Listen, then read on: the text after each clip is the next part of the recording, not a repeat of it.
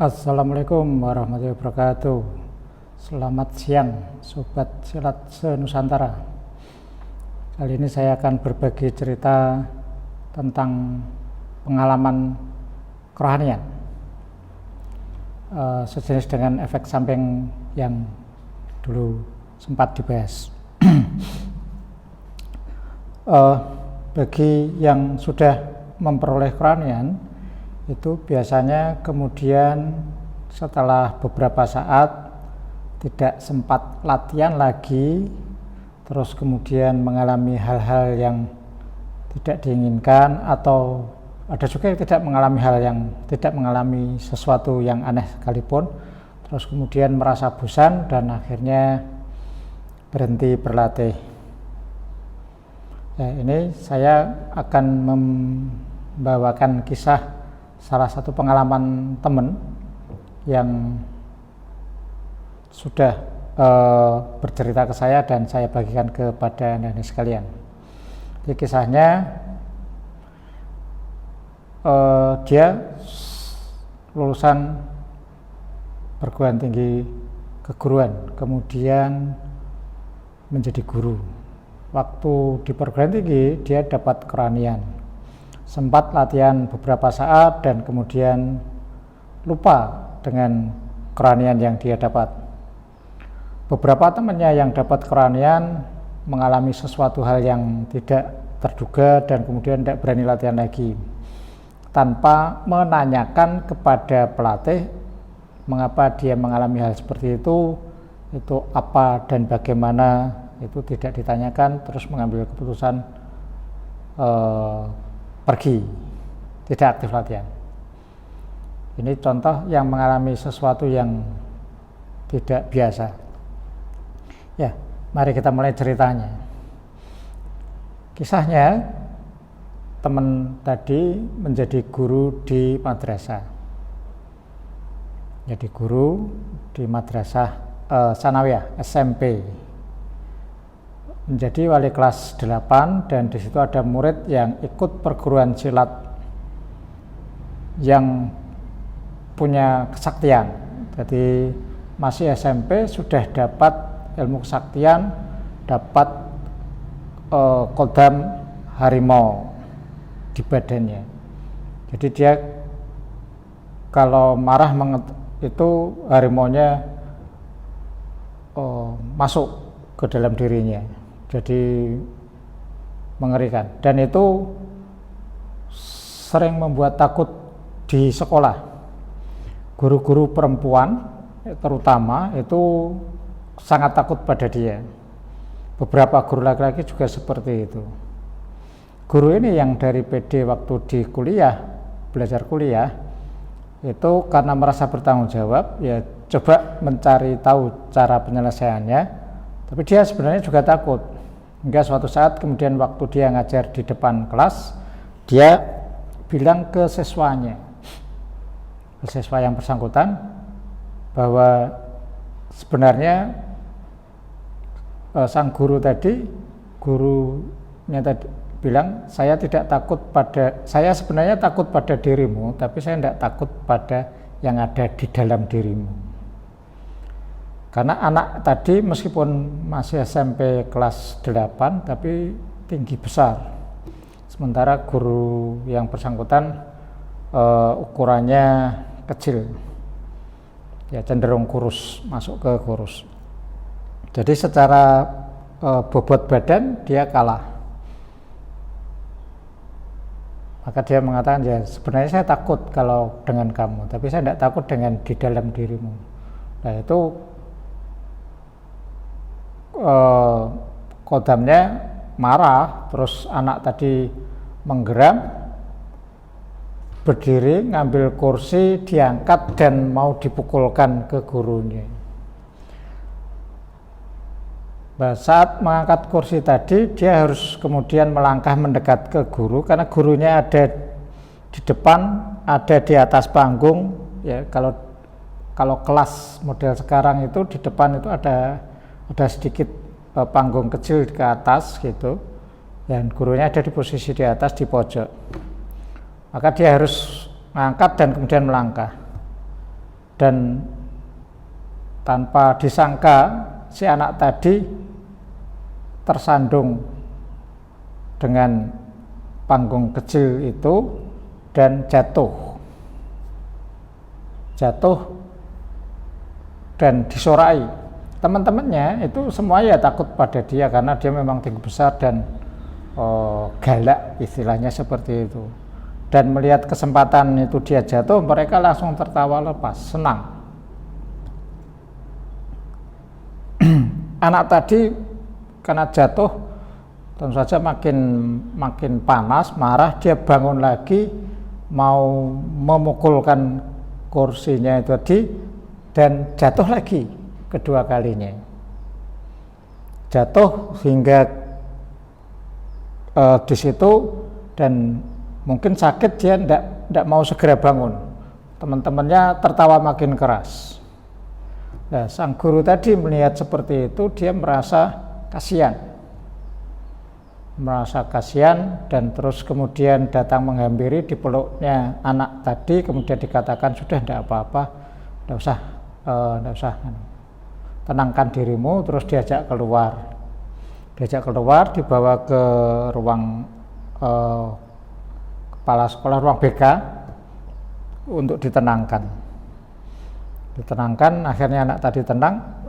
Sebelum keluar, guru tadi sempat memberitahu kepada murid-muridnya yang lain untuk tenang supaya jangan keluar kelas mengganggu teman yang lain. Murid-murid tentu saja patuh, apalagi setelah melihat bahwa gurunya bisa mengalahkan, membuat sang jagoan itu jatuh tersungkur. Dan kesimpulan para siswa tadi bahwa gurunya sakti, gurunya hebat, bisa mengalahkan tanpa menyentuh. Jadi mereka tenang di dalam menunggu gurunya selesai.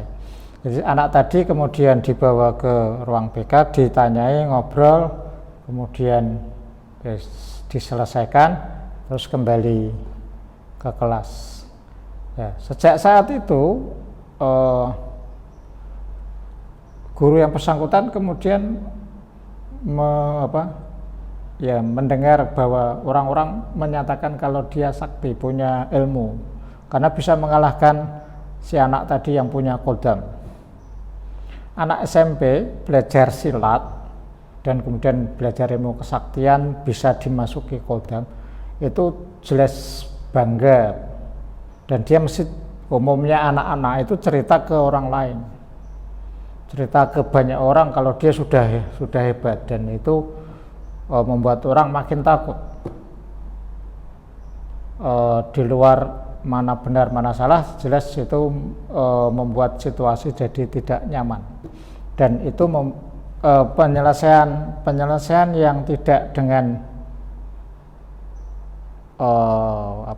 dengan memukul, tapi dia jatuh sendiri, kecelakaan, tidak dicelakai. Itu penyelesaian yang paling baik kepada anak yang bersangkutan pada situasi kelas itu tadi. Setelah kejadian itu, si guru tadi mendapat gelar orang sakti, orang pinter di lingkungannya, dan itu masih berlanjut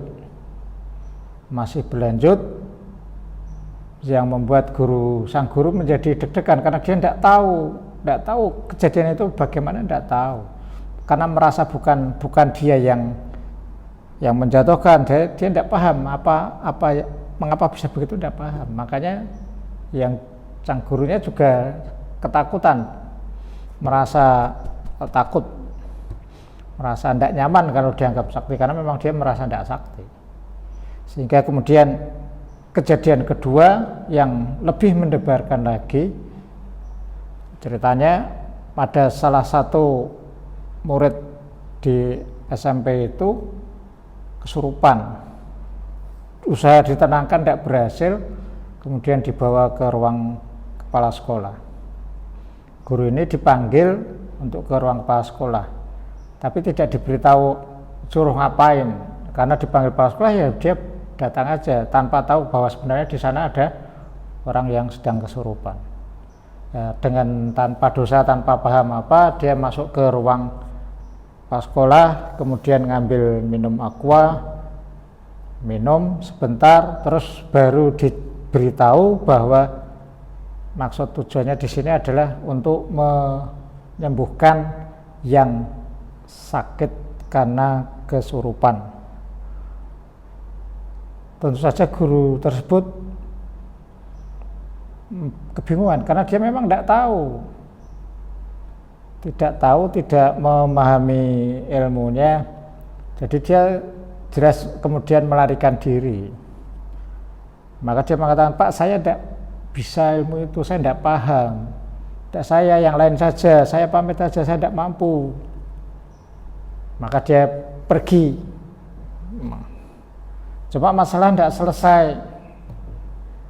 Ternyata sisa minum yang aqua yang dia minum tadi diambil oleh kepala sekolah dan kemudian diminumkan ke anak yang kesurupan tadi, yang tidak bisa bangun, minum, dan anak tadi sadar. Baru sadar, loh kok saya ada di sini, seperti itu. Sehingga kebingungan. Maka makin lengkaplah gelar saktinya tadi untuk terbukti bukti kesaktiannya. Orang makin percaya. Dan itu makin membuat tidak nyaman guru yang bersangkutan karena memang dia tidak tahu. Ya. Jadi tidak tahu bahwa itu salah satu efek dari kerohanian. Tapi bukan kemampuan kerohanian. Itu efek kemampuan sesaat kerohanian. Itu yang perlu kita kemudian belajar, supaya tidak ada saling silang, saling surup di antara para siswa yang belajar kerohanian, bahwa kerohanian memang bukan itu. Jadi kalau kerohanian bisa menangani makhluk kodam tadi, membuat jatuh orang tanpa menyentuh atau mengusir makhluk halus, itu enggak, bukan kebisaan. Itu bukan kemampuan, hanya sesaat bisa. Jadi tidak bisa mengatakan saya sudah bisa, enggak boleh mengatakan saya bisa. Itu karena Gusti Allah saja yang kemudian memakai perantaranya dia untuk menyembuhkan. Itu contoh kejadian yang dia pelajari, yang kemudian tahu-tahu tiba-tiba bisa seperti itu, bukan karena kehendaknya, tapi karena kehendak yang maha kuasa. Jadi kerohanian itu untuk memahami sesuatu bahwa yang kalau Tuhan mengendaki, ya kita apalah daya dari kehendak yang apapun, kita hanya bisa ya sudah, saya ikhlas gitu, saya terima, jadi tidak bisa saya kerjakan, tidak bisa mengatakan saya sudah bisa, enggak. Badan saya dipinjam untuk digunakan sesuai kebutuhan, sayanya enggak tahu apa-apa. Nah, kerohaniannya sendiri itu pelajarannya bukan tentang mengalahkan makhluk halus, bukan. Karena kalau bertujuan mengalahkan makhluk halus, ya tidak semuanya seperti itu. Ada kejadian yang lain, ada yang tidak masuk akal. Nah, itu kita ceritakan di kesempatan yang lain saja. Kesempatan kali ini tentang cerita guru tadi. Kalau guru yang dimaksud menonton YouTube saya, nonton ini, ya tidak perlu mengatakan itu saya mohon nanti dikira jadi orang sekti lagi, tambah terkenal jadi orang sekti. Tapi kalau sudah siap jadi orang sekti ya tidak apa-apa. belajar kerohanian, belajar memahami bahwa yang menggerakkan dunia ini adalah Yang Maha Kuasa. Kita hanya sebagai alat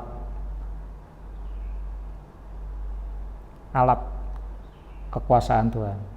Kita tidak bisa apa-apa, kita hanya bisa ya monggo dipakai untuk apa, kita siap saja. Itu kerohanian. Jadi untuk lebih mengenal bahwa Tuhan itu Maha Kuasa, Gusti Allah yang menciptakan kita, dan kita akan kembali ke sana. Jadi kerohanian akan susah bagi orang yang tidak mempercayai Gusti Allah atau pikirannya tidak siap, tidak ingin mencari Gusti Allah, tidak ingin mencari yang maha bijaksana, yang maha esa, yang maha kuasa, yang maha segalanya. Maka sampai sekarang kerohanian masih tetap opsional, pilihan bebas, boleh diikuti, boleh tidak, dengan alasan apapun, alasan agama, alasan keyakinan, silahkan, itu masih bebas. Tapi yang sudah belajar, setidaknya saran dari saya, kalau mengalami sesuatu yang tidak biasa, ya dikonsultasikan kepada pelatihnya, tanyakan mengapa mengalami seperti itu, tanya. Kalau pelatihnya tidak bisa, ya cari pelatih berikutnya, jawabannya tidak jelas, ya cari lagi. Selama Anda berniat untuk belajar, maka akan dibukakan pintu hikmah untuk Anda. Pertanyaan akan muncul terus selama Anda hidup di dunia, karena ilmunya, kejadiannya banyak sekali, dan banyak juga yang kita tidak memahami. Yang saya ceritakan tadi hanya sebagian kecil saja, salah satu kejadian. Terima kasih sudah mendengarkan, terima kasih sudah memperhatikan, semoga bermanfaat. Assalamualaikum warahmatullahi wabarakatuh.